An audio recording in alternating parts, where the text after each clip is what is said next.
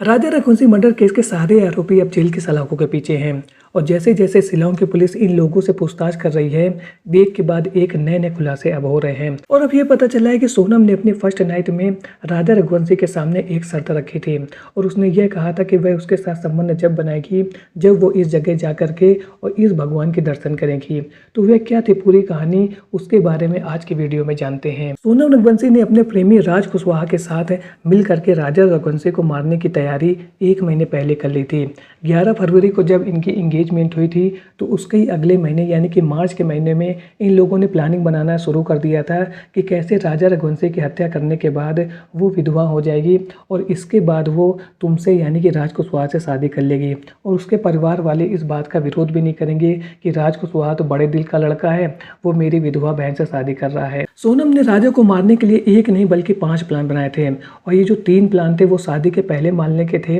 जो कि फ्लॉप हो चुके थे, लेकिन वो अपने चौथे प्लान में कामयाब हो गई थी जब वो राजा के साथ शिलांग हनीमून पर गई थी और वहां पर उसने 23 मई को उसकी अपने साथियों के साथ मिलकर के हत्या कर दी थी। सोनम को राजा को मारने के चौथे प्लान की शुरुआत उसके सुहाग रात से शुरू हो गई थी। उसने अपने फर्स्ट नाइट में राजा के सामने यह शर्त रखी थी कि वह माँ कामाख्या देवी के दर्शन करने के बाद ही उसके साथ शारीरिक संबंध बनाएगी और अपने विवाह को परिपूर्ण करेगी। और राजा एक सीधा साधा लड़का था, उसने अपनी वाइफ यानी कि सोनम के साथ किसी भी तरीके की ज़बरदस्ती नहीं की और वह तैयार हो गया कि ठीक है हम लोग सबसे पहले कामाख्या देवी चलेंगे और वहाँ पर माता जी के दर्शन करने के बाद ही मैं तुम्हारे साथ शारीरिक संबंध बनाऊंगा, यानी कि हम अपने जीवन की आगे शुरुआत करेंगे। लेकिन उसको इस बात का बिल्कुल भी अंदाज़ा नहीं था कि यह सोनम के चौथे प्लान की पहली कड़ी है और इसी के बाद उसने शिलांग जाने का प्लान बनाया था। सबसे पहले सोनम ने ही शिलांग जाने की टिकट कराई थी और उनका प्लान यही था कि माता जी के दर्शन करके वो वापस आ जाएंगे। लेकिन सोनम ने ही राजा के ऊपर यह प्रेशर बनाया कि गुवाहाटी में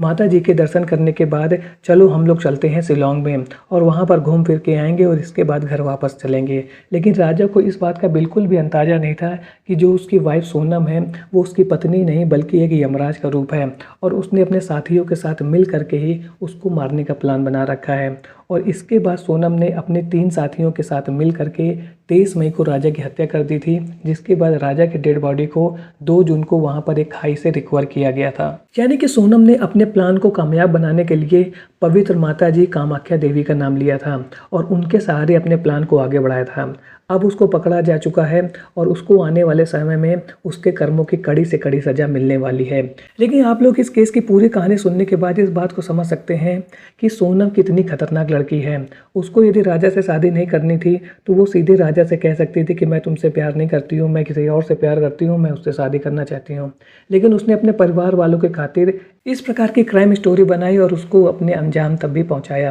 लेकिन सभी क्रिमिनल्स इस बात को भूल जाते हैं कि वे लोग कितना भी फुल प्रूफ प्लान क्यों ना बना लें, उनके द्वारा जो क्राइम किया गया है उसके सज़ा उनको ज़रूर से ज़रूर मिलेगी, भले ही देरी हो जाए। और यहाँ पर तो इन लोगों को सज़ा कुछ ही दिनों में मिल गई है। 23 मई को इन लोगों ने राजा की हत्या की थी और 9 जून को शिलांग पुलिस ने इंदौर पुलिस के साथ मिल करके सोनम, उसके प्रेमी राज कुशवाहा और उन 3 साथियों को गिरफ्तार कर लिया था जो लोग राजा रघुवंशी की हत्या में शामिल थे। और अब इनका जो परफेक्ट क्राइम की पूरी कहानी थी अब सभी लोगों के सामने आ चुकी है और आने वाले समय में शिलांग पुलिस एक ऐसी चार्जशीट अदालत में पेश करने वाली है जिसके आगे इन 5 आरोपियों की एक भी दाल गलने वाली नहीं है और इसके बाद इनको इनके कर्मों की कड़ी से कड़ी सजा मिलने वाली है। आज का वीडियो आपको कैसा लगा कमेंट सेक्शन में जरूर बताएं। मिलता हूँ ऐसे एक और नए इंटरेस्टिंग वीडियो में, तब तक के लिए थैंक्स फॉर वॉचिंग।